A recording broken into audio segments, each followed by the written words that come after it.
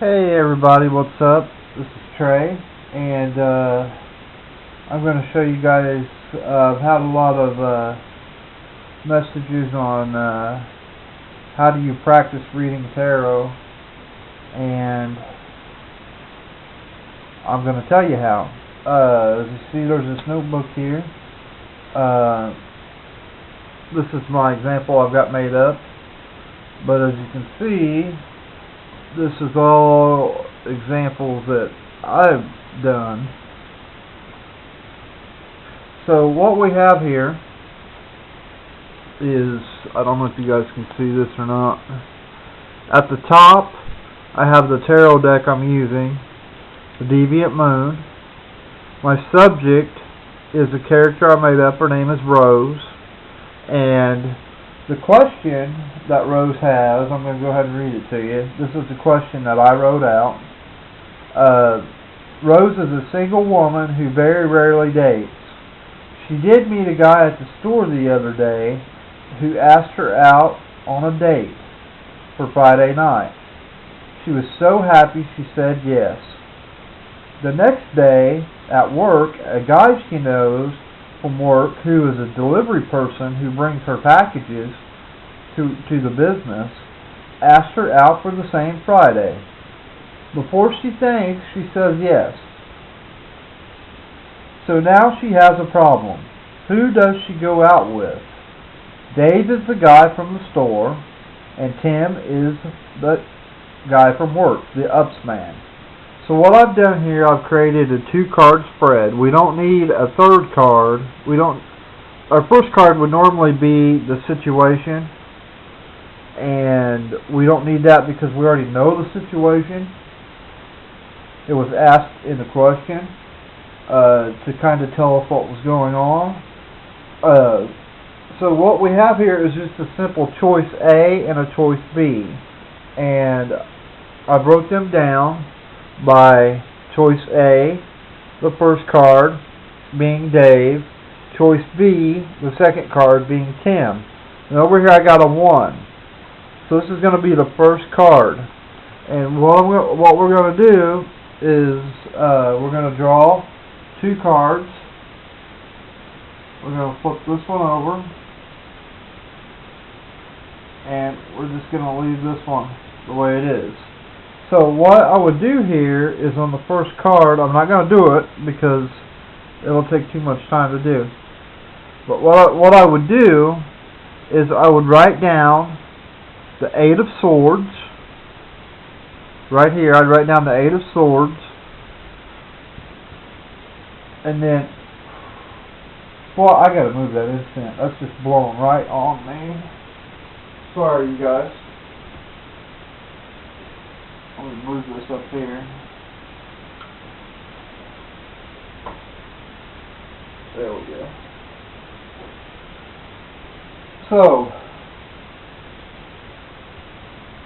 this choice is Dave.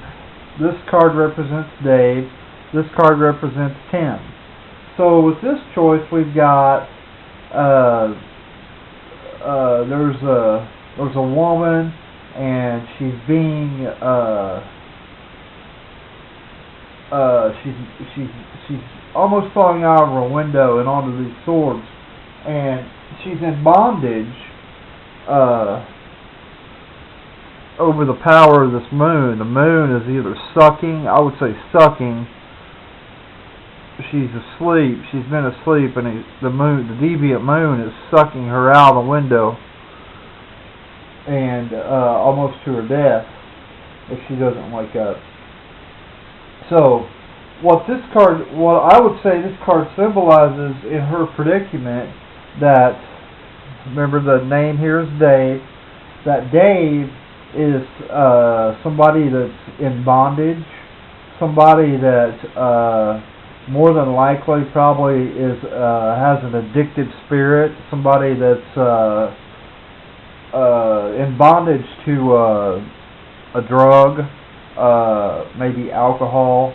I say alcohol because she's, like she's falling out the window, like she's off balance, like she's drunk. she's, you know, like she's drunken and she don't know what's going on. You know, of course we know she's in bondage over the moon in that, but that could also symbolize that this person is under the influence of a controlled substance, and this person is. I don't really feel like this person is a mean person. I feel like this person is just a slave to, like I said, bondage.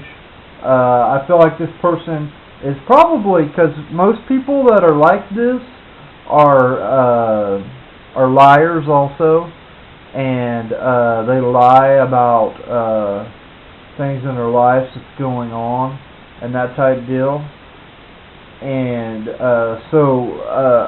I really, with the way the cards are reading here, I'm saying Dave is probably drug addicted. He's probably a liar. He's probably I would even go as far as saying he's thought about committing suicide. You know, because we have her falling out here in the window and almost being impaled by the swords.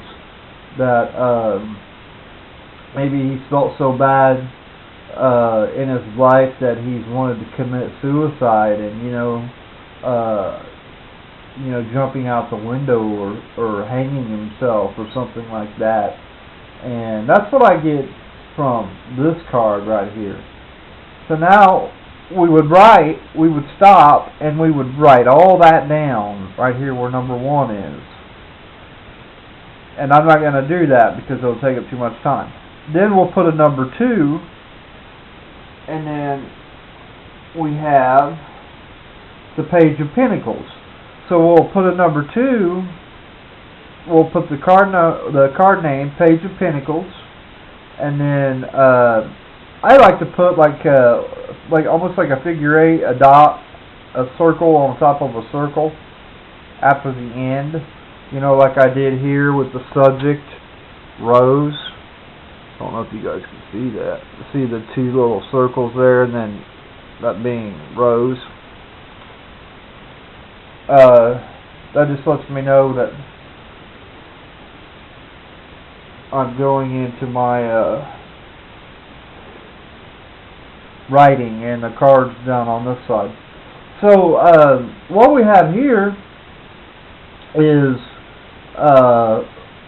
this person has put himself together with spare parts, and that's why he's got the wrench there, and why he's all made up of different parts. Kind of cool. And he's holding up the Pentacle sign, and in the book that says, he found the Pentacle sign in a trash pile or something, whatever, and he knows that that the stuff that you can create out of trash to make something, and he's not wasteful. He wants to keep everything, and that type deal. And it's telling me that he's got an inventive mind, and telling me that this person is probably very, I don't want to say tight with their money, but is probably a good steward of money. And it's telling me that this person is probably well thought of as a person, because he's intelligent and able to build something out of nothing.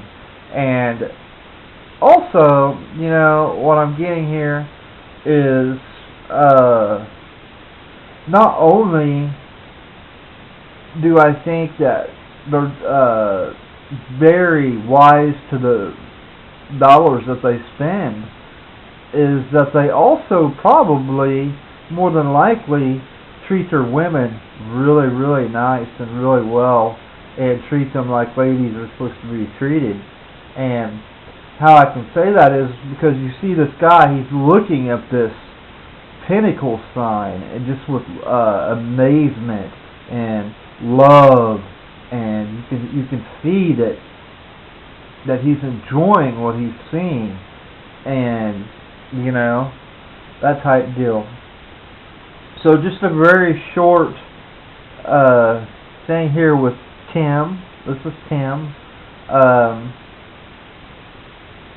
I want to keep this video very short, so that's as far as I'm going to go into the reading. But what we can see here is Dave on this side, the Eight of Swords, is not the better choice. Tim on this side would be the better choice date.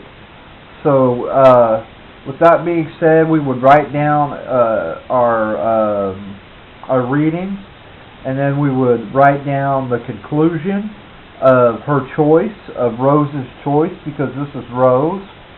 And the reason why we're writing all this down is because later we can come back and we can pull the same cards and put them in the same place and reevaluate that reading. Or we can, like what I've done on a lot of mine, is I have certain characters that I have built a story with. So I've got Alice, I've got Jody, I've got another Jody, another Jen. I've got Tom. Tom was Alice's boyfriend, and they were living together for X amount of years, and Alice wanted to get married, and Tim didn't. And you just build up a little storyline with these characters, and you keep them in a tablet where you could go back.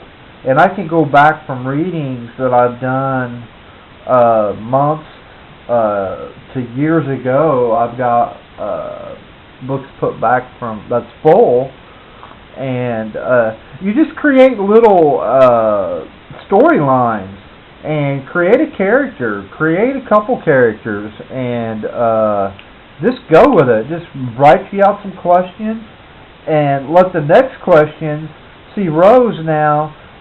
We've just figured out who she's going to go out with, and that's Tim. So the next time I bring Rose up again is going to be concerning Rose and Tim, because that's the way the storyline's going to take me. And we'll just see what happens there with that. And that's how you begin to practice and learn the skill. You're still shuffling the cards, and you're still thinking about that question, and you're still putting the energy, you're still getting the energy from the cards. And I found that easier than reading for myself, because I feel like when I read for myself, I'm influencing my reading, and I feel like that I'm really not reading the cards the way they should be. I'm reading them the way I want them to be. And so this really helps, when you do that route. And that's just a suggestion. Of course, you don't have to follow anything that I tell you to do. I want you to be your own person, but I do want you to excuse me, I do want you to be able to practice tarot.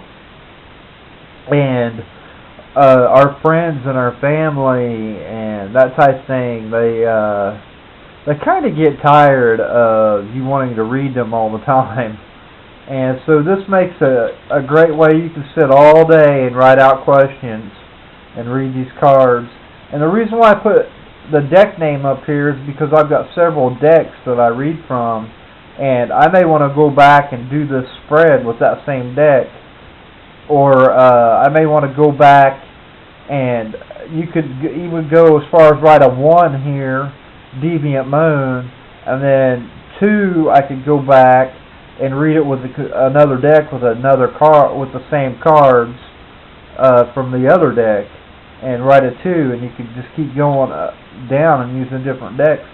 But just keep a record where you could go back and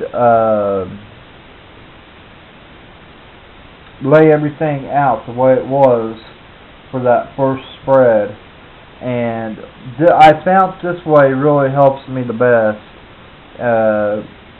It's a lot of writing, but it's something you can go back and read and study.